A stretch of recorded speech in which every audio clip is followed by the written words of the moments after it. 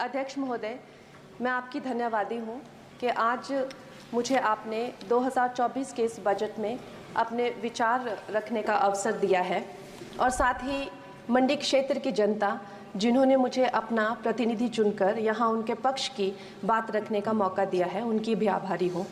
ये जगह मेरे लिए बहुत नई है, मैं एक नई सांसद हूँ, मगर मुझे इस बात का आभास है कि ये जो 18वीं लोकसभा है ये कोई सामान्य लोकसभा नहीं है।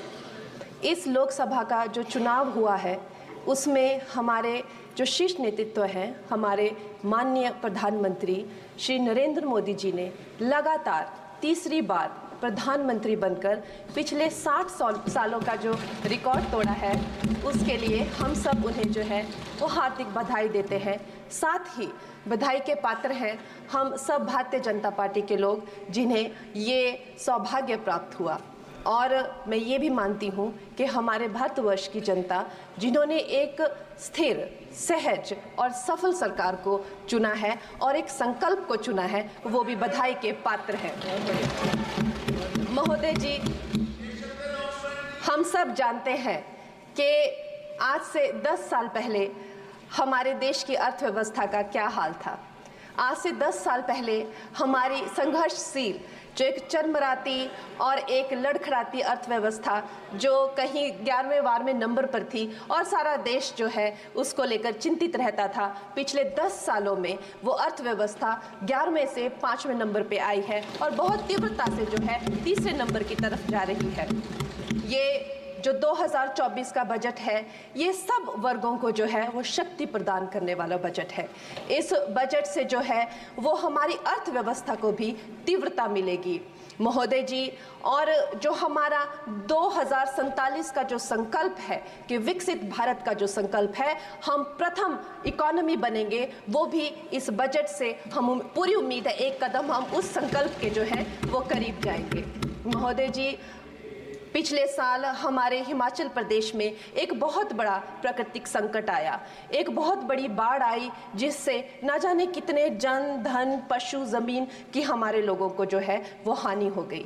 लेकिन दुख की बात यह है कि अभी भी हमारा हिमाचल प्रदेश जो है उस त्रासदी के प्रभाव से जो है उसके प्रभाव से, उसकी हानि से बाहर नहीं आ पा रहा है। और उसका जो मूल कारण है वो है वहाँ की जो कांग्रेस की सरकार है, उनका जो लापरवाही है और उनकी जो भ्रष्टाचार नीतियां हैं। आज भी हमारे लोग जो हैं उस बाढ़ के प्रभाव से जो पीड़ित हैं। मैं आदरणीय और माननीय हमारी जो वित्त मंत्री हैं श्रीमती सीतारमण जी का मैं आभार व्यक्त करती हूं कि उन्होंने हमारी हिमाचल की जनता के लिए जो है एक स्पेशल रिलीफ फंड की जो घोषणा की है। हम सब हिमाचल वासियों की तरफ से हम आपका अभिनंदन करते हैं और हम आपका आभार प्रकट करते हैं। महोदय जी, मुझे ये जान के और आपको बताकर इस बात की खुशी भी होती है और खेद भी होता है कि जितना काम पिछले 10 वर्षों में हमारी भारतीय जनता पार्टी ने हिमाचल प्रदेश में किया है वो उतना काम हमारे आज़ादी के बाद 60 सालों में भी हिमाचल प्रदेश में नहीं हुआ था।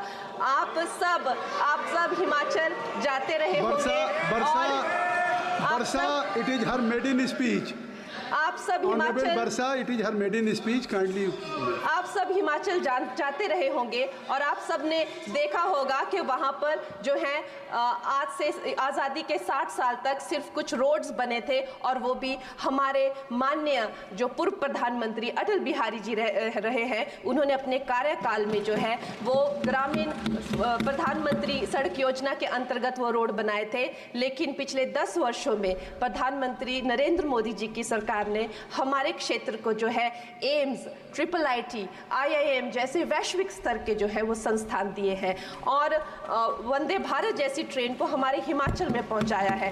हमारे हिमाचल जैसे छोटे से राज्यों को 3,500 करोड़ की लागत का मनाली कीर्तपुर जो है वो हाईवे दिया हुआ है, जिसमें माननीय महोदय जी 5 से ज़्यादा टनल हैं और 37 से ज़्यादा उसमें ब्रिजेस हैं। ऐसे वैश्विक स्तर की जो है हमें इंफ्रास्ट्रक्चर वहाँ पे मिली है और साथ ही पूरे देश के लिए जो एक बहुत ही अद्भुत अद्भुत इंफ्रास्ट्रक्चर मार्बल है, जैसे कि हमारी अटल टनल 9 किलोमीटर की जो वो अटल टनल है, विश्व की सबसे लंबी टनल है और वो एक सिंगल ट्यूब हाईवे जो है वो पूरे विश्व के लिए जो है एक बहुत बड़ा उदाहरण है। और उसके साथ ही 11,000 करोड़ के हाइडल प्रोजेक्ट्स हमारे हिमाचल प्रदेश को दिए हैं। अगर मैं ये सूची यहाँ पे रखूँ तो शायद आप लोगों का बहुत वक्त जो है इसमें लग जाए, लेकिन लाखों लाभार्थी जो है वो चाहे मुफ्त राशन हो, चाहे पीएम की जो है वो मकान हो या आयुष्मान हो। हमारा हिमाचल प्रदेश एक ऐसे राज्य है जो पूरी तरह से शौच फ्री है